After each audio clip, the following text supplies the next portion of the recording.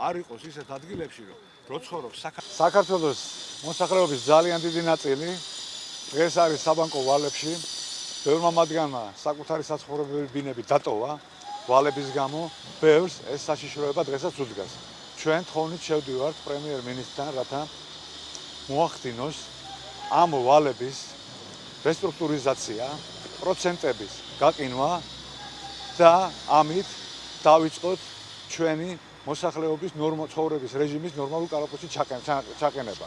მეორე ინიციატივა აიგრძალოს საცხოვრებელი ბინების საბანკო ვალებში ჩადება. ვინაიდან ადამიანებს არ ქონდეთ ამის მერე საშუალება, რომ ის ბინა, სადაც ისინი ცხოვრობენ, იქნეს ჩადებული საბანკო ვალის სანაცვლოდ.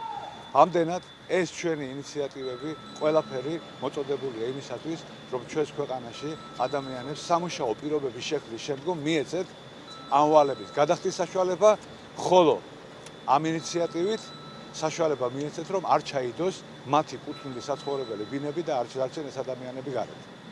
ამიტომ არის აქტიური რაღაც მექანიზმების ჩადება, რომ ეს ადამიანები